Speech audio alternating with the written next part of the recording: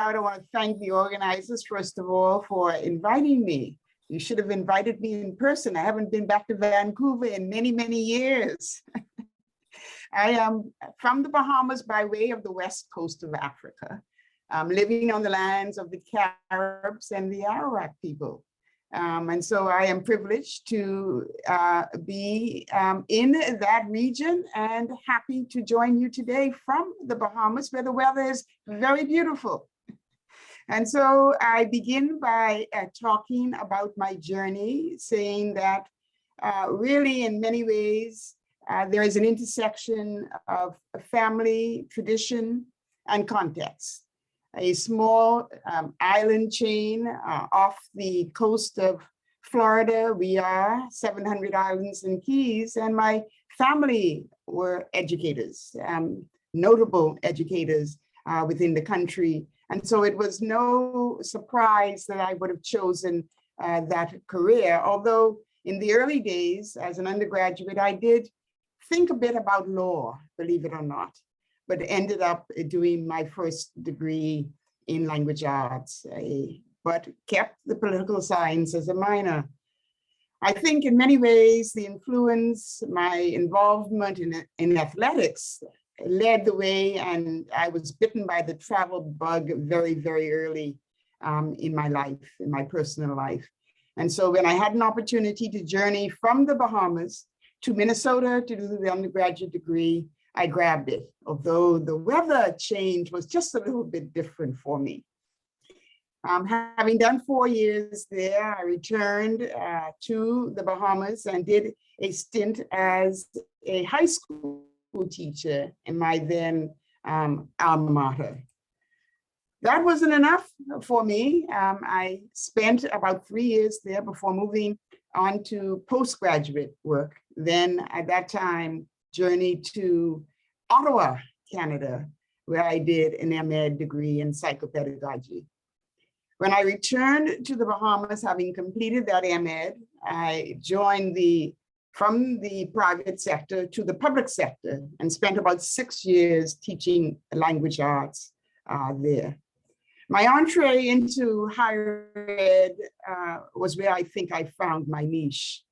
Having spent about 6 years in the public sector, high school, I began as a member of the English faculty and then remained for several years there and said, well, if I am to remain in higher ed, I needed to get the terminal degree. And so I returned to Canada, and there I found myself at UBC, one of the highlights of my postgraduate preparation. I had a wonderful time in Vancouver. I did a PhD in social and educational studies.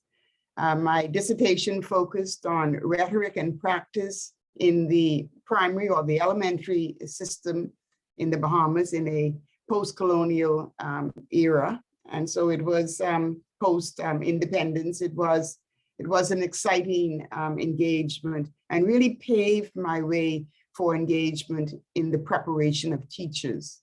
And so when I returned to the Bahamas, having completed the PhD, I began initially as a member of faculty, but then moved very quickly to the dark side, as they say, into administration.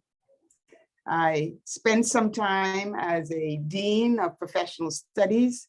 I did some consulting work for the government of the Bahamas under an IDB, Inter-American Development Bank project, before moving back to the then College of the Bahamas as a vice president of academic affairs, then into a vice presidency focusing on research, graduate programs, and international relations, really hitting the mark with respect to internationalization very early in my career.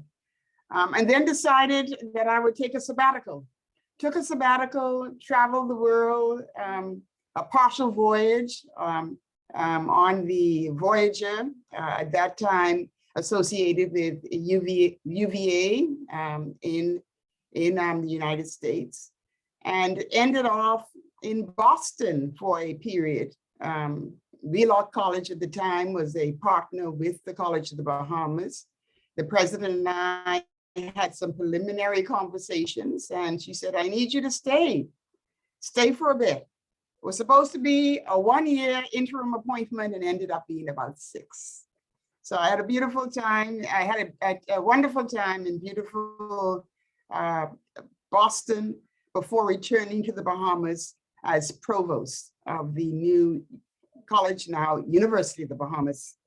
Spent about 3 years as provost, moved out at the end of that period, did some consulting work in the educational sector in the Bahamas before moving back into higher ed, this time as a vice president for a vocational and technical institute. And so that's where I sit now.